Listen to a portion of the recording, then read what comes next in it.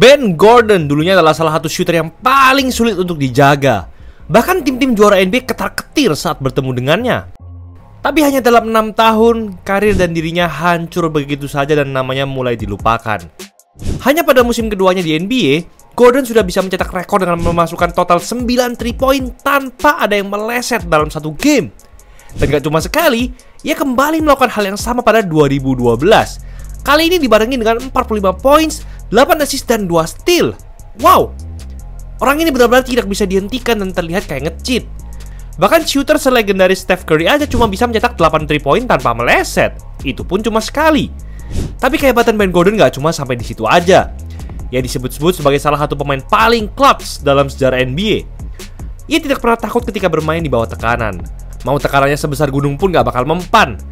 Saat berhadapan dengan juara bertahan Boston Celtics di playoff 2009, Gordon bermain dengan dominan dengan rataan 24,3 points, 3 assist, 2,9 rebounds, dan 2,4 3 points per game dengan presentasi field goal 38,8% dan 3 point 37%. Dan yang paling gila, Bulls yang adalah tim peringkat 7 dapat memaksa Celtics untuk bermain hingga 7 game dan juga membutuhkan total 7 overtime sepanjang seri. Saat itu usia Gordon masih 25 tahun. Ia telah membangun fondasi masa depan karir yang cerah sebagai bintang dan mungkin juga legenda NBA. Tapi anehnya, saat berusia 31 tahun, yang seharusnya menjadi usia di mana pemain-pemain menjalani masa prime-nya, Gordon justru tidak mendapatkan tempat di NBA dan segala pencapaiannya seketika langsung jadi tidak berarti. Itu semua hanya disebabkan oleh satu keputusan buruk pada masa-masa kejayaannya. Tapi penderitaan Gordon gak cuma dalam karir basketnya saja. Karena setelah pensiun, ia sungguh memiliki kisah hidup yang fatal hingga sampai di penjara 5 kali. Padahal Gordon sebenarnya sudah ditakdirkan untuk menjadi salah satu pemain NBA paling sukses pada era modern. Sebelum masuk NBA, Gordon telah bermain di Liga Mahasiswa NCAA selama 3 tahun dan telah berkembang menjadi salah satu prospek atau calon pemain yang matang dengan rataan 18,5 points, 4,7 rebounds, 4,5 assist dan 2,7 3 points per game. Ia juga mencatatkan akurasi 3 point tertinggi di wilayah Big East dengan 43,3% dan berhasil membawa kampusnya University of Connecticut atau UConn menjadi juara nasional 2004. Gordon akhirnya dipilih di urutan pick ketiga NBA Draft 2004 oleh Chicago Bulls. Ia masih dijadikan sebagai pemain cadangan pada musim pertamanya di NBA.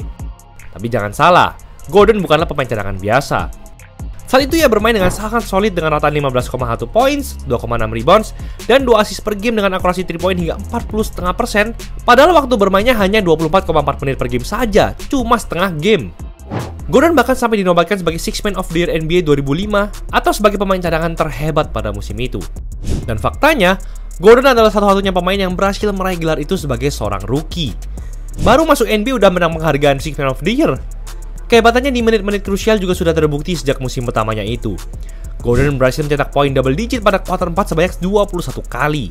Hanya rookie LeBron James saja yang bisa mencetak poin lebih banyak dari itu. Seiring berjalannya waktu, Gordon semakin berkembang menjadi pemain yang semakin mematikan, khususnya di playoff. Berhadapan dengan Miami Heat yang kemudian bakal jadi juara NBA 2006, Gordon tampil bersinar dengan rataan 21 poin, 3,3 rebounds, 3 assist dan 2,5 3 points per game. Meningkat drastis dari playoff musim pertama yang hanya 14,5 points, 2,7 rebounds, 2,5 assist dan 1,2 3 points per game. Walaupun itu tetap hebat sebagai seorang rookie. Gordon dan Bulls memang dikalahkan oleh Heat, tapi cara Gordon membalaskan dendamnya ini mungkin di luar prediksi banyak orang. Pada musim 2006-2007, Gordon mencetak 40 points, 5 rebounds dan 3 assist di game pertama melawan Heat pada 27 Desember 2006. Dan hanya 6 hari kemudian, performanya kembali meledak dengan 41 points, 4 assist dan 3 rebounds melawan Phoenix Suns. Tapi yang ia lakuin di playoff jauh lebih mengerikan. Gordon dan Bulls kembali berhadapan dengan sang juara bertahan Miami Heat. Kali ini Bulls berhasil mengeliminasi Heat pada ronde pertama. Namun gak cuma menang, Bulls pun berhasil menyapu bersih mereka guys. Gordon sendiri bermain gila-gilaan dengan rataan 25,5 poin, 5,3 rebounds, 5,5 assist dan 2,5 3 point per game. Gordon sepertinya sudah berlatih mati-matian untuk momen ini dan menjadi mesin pembunuh Heat. Gordon dan Bulls mulai terlihat semakin dekat untuk menjadi salah satu kandidat juara NBA. Namun yang terjadi sebenarnya justru sangat berbanding terbalik. Meski sudah terlihat menjanjikan di playoff itu, Bulls justru anjlok pada musim berikutnya dengan hanya memenangi 33 dari 82 game dan gak masuk playoff. Tapi masih ada banyak masalah yang dihadapi Gordon pada saat itu. Atas performanya yang mengecewakan Bulls, banyak yang mulai menganggap Gordon gak akan bisa jadi pemain kunci yang diandalkan untuk menjadi juara. Tapi Gordon masih percaya diri terhadap kemampuannya. Bahkan ia sampai nekat menolak tawaran kontrak baru dari Bulls sebesar 50 juta US dollar atau sekitar 1,2 triliun rupiah selama 2 off-season beruntun demi mencari kontrak yang lebih besar. Namun ternyata Gordon tidak mendapatkan apa yang dia inginkan dan Bulls sudah terlanjur membuang tawaran kontrak itu, sehingga akhirnya Gordon hanya mendapatkan kontrak sebesar 6,4 juta US dollar atau sekitar 155 miliar rupiah saja. Dengan begitu saja Gordon langsung kehilangan lebih dari 1 triliun rupiah yang seharusnya sudah berada di kantongnya. Tapi setidaknya Gordon masih bisa membuktikan bahwa dirinya dapat bersinar seperti bintang di lapangan. Pada musim 2008-2009, Gordon mencatatkan rataan 20,7 points, 3,5 rebounds, 3,4 assist, dan 2,1 3 points per game dengan akurasi 3 point 41%. Tapi itu masih nggak ada apa-apanya kalau dibandingkan dengan pencapaian di playoff.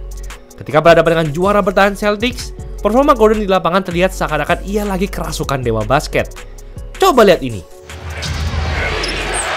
Gordon. He's not going to stay out from there. Ahead to Gordon. That's a 3 over Allen. That's good! Gordon. Inside over Allen.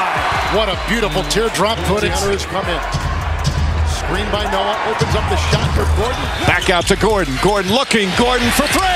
Bang! Bang Gordon! Tembakan 3-point Gordon benar-benar gak bisa meleset pada menit-menit terakhir. Entah itu quarter 4 atau overtime, ia selalu berhasil memberikan penampilan yang spektakuler untuk para fans Bulls. Di game kedua, Gordon berhasil mencetak 42 poin termasuk 6 3-point. Dan di game ketujuh, Gordon juga bermain fantastis dengan 33 points, 4 assist, dan 4 3-point. Sayangnya, Bulls masih belum sanggup mengeliminasi super tim Celtics ini. Tapi setidaknya sebagai tim kuda hitam, mereka berhasil mengejutkan seluruh NBA dengan aksi mereka itu dan seri antara mereka ini mungkin merupakan seri playoff paling seru dalam sejarah NBA. Gordon akhirnya berpindah ke Detroit Pistons dan kali ini ia berhasil mendapatkan kontrak yang awalnya ia tolak bersama Bulls. Gordon akhirnya mendapatkan uangnya, tapi performanya justru menurun karena ia bermain sebagai pemain cadangan di sana. Dan Pistons selalu gagal masuk playoff saat bersama Gordon. Tapi ada satu masalah lagi yang semakin menghancurkan karir NBA-nya. Gordon harus menjalani operasi di ankle kirinya, dan itu membuat sifat atletisnya perlahan menghilang. Gordon jadi hanya bisa bermain hebat seperti masa mudanya sekali dua kali aja. Ia kemudian di-trade ke Charlotte Bobcats sebelum berada di tim terakhirnya bersama Orlando Magic. Bersama kedua tim itu, menit bermain Gordon menurun drastis sampai di bawah 15 menit per game. Kondisi ankle-nya pun semakin parah dan akhirnya ia memutuskan untuk pensiun dari NBA di usia 31 tahun. Dan setelah pensiun, Gordon justru mengalami nasib yang sangat malang. Berbeda dengan pensiunan lainnya yang memilih untuk menikmati hidup bersama keluarga masing-masing, Gordon justru harus dipenjara karena menarik alarm kebakaran di apartemennya. Gak berhenti sampai di situ, Gordon juga berkali-kali harus berada di balik jeruji besi setelah terlibat berbagai tindak kekerasan dan pencurian. Tapi yang setelah ini mungkin paling memprihatinkan dibanding semuanya itu, Gordon juga sempat dipenjara karena memukuli anaknya sendiri. Ia pun akhirnya mengakui bahwa ia memiliki penyakit bipolar. Gordon telah dibebaskan dan ia juga telah mengikuti hingga 55 sesi psikoterapi sejak ia dipenjara. Sungguh menyedihkan bagaimana kisah hidup Gordon berubah dari yang awalnya disegani banyak orang sebagai shooter tajam hingga menjadi seperti ini. Gak cuma karirnya, tapi hidupnya juga jadi berantakan karena masalah mental yang ia alami. Semoga keadaan Gordon dapat terus membaik dan kisahnya ini dapat menjadi pelajaran bagi kita untuk selalu mengutamakan kesehatan kita, baik fisik maupun mental. Itulah episode kali ini. Desain jersey tim kamu di Easy Sportswear cuma 100 ribuan, free desain 4 hari doang jadi. Gas sebelum promonya habis. Jangan lupa like dan subscribe agar channel ini bisa berkembang dan menghasilkan video menarik lainnya. Thanks for watching, I'll see you next video.